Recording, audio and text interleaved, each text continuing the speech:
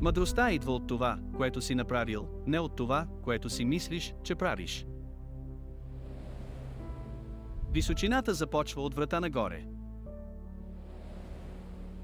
Да си сложиш костюм не те прави бизнесмен. Когато научиш друг език, научаваш друго аз.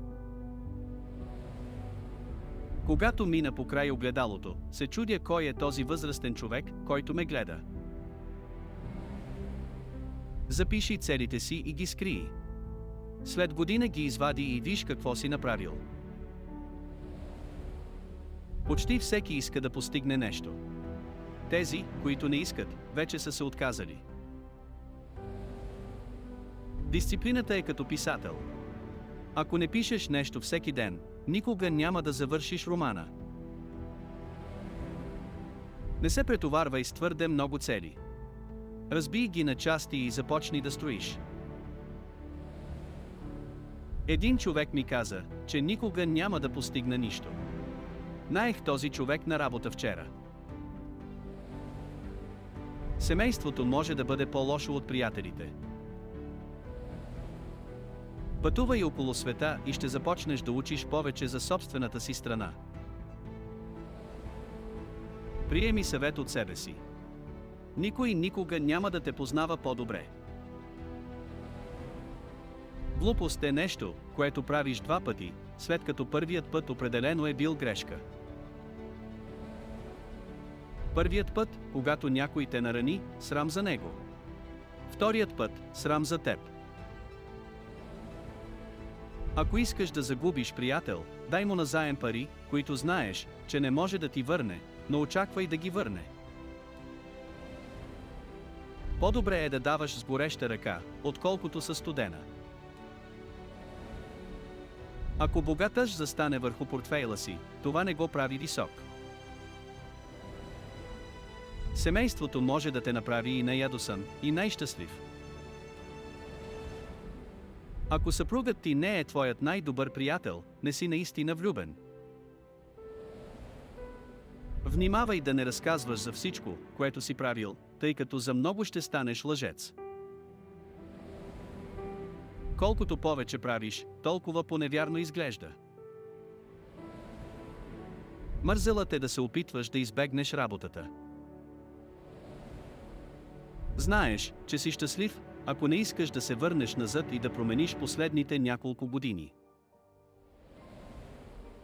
Когато си жив, успехът се базира на парите, които си спечелил. Когато умреш, успехът се базира на това, което си направил. Остави отпечатъци в живота. След като си отидеш, ще има какво да последват хората. Ако следвах съвета на всеки, все още щях да се чудя какво да направя.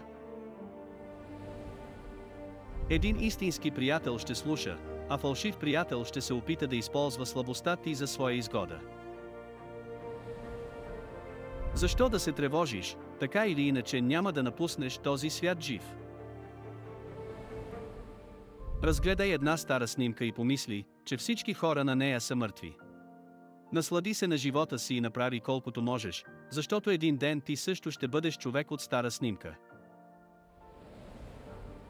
Не трябва да служиш в армията, за да научиш дисциплина, но трябва да се държиш, сякаш си служил. Набележи си цели и осъзнай, че няма да бъдат лесни, но се забавлявай, докато опитваш. Нещата, които не знаеш, са трудни. Ето защо неизвестното в живота причинява стрес. Нещата, които знаеш, са лесни. Ето защо хората правят едно и също пак и пак. Щом си правил нещо, знаеш как да го правиш или как да не го правиш повече. Винаги споделяй едно парче торта. Ако изядеш цялата торта сам, ще ти прилошее. Накрая всичко, което притежаваш, няма да има значение. Важно е само това, което си постигнал. Когато умреш, от теб ще остане само кутия с снимки и дрънкулки. Не след дълго и кутията ще изчезне. На 20 години си мислиш, че можеш да покориш света. На 30 години си мислиш, че още ти остава време. На 40 години започваш да се тревожиш. Не позволявай възрастта да измерва успеха ти. Времето ще покаже. Когато бях млад, нямах тревоги. Сега се чувствам пак млад. Опишете се сам на себе си. Мислите ли, че можете да сте приятел с този човек? Семейството приятели ли са ти или приятелите са ти семейство? Домашният любимец ще те обича за това, което си, не за това, което се опитваш да бъдеш. Ако трябва да се извиняваш за едно и също нещо повече от веднъж, тогава или ти, или някой друг допуска грешка. Зависи от теб да откриеш кой. Можеш да си разведен, но все още женен. Научаването на нов език помага да се разчупят предразсъдъците. Глупостта е да мислиш, че си умен. Поеми на дълга разходка из гората или по плажа и се запитай дали си наистина щастлив от живота си. Ако отговорът е да, тогава разходката ти из живота е приключила. Ако отговорът е не, тогава не трябва да прекарваш времето си в разходки.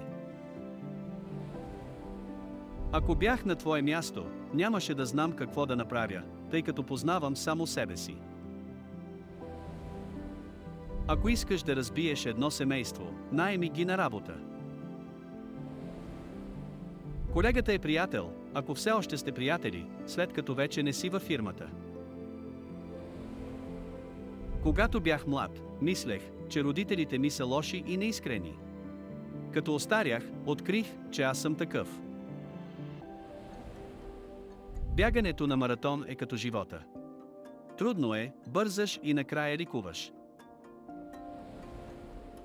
Ако бях роден богат, нямаше да знам какво е усещането да си богат. Има два вида лъжи. Първите са, за да защитите другите, а вторите, да защитите себе си. За нещастие, вторите са най-често срещани. Винаги е по-добре да казваш истината. Просто запомни обаче, че няма да те считат за добър човек.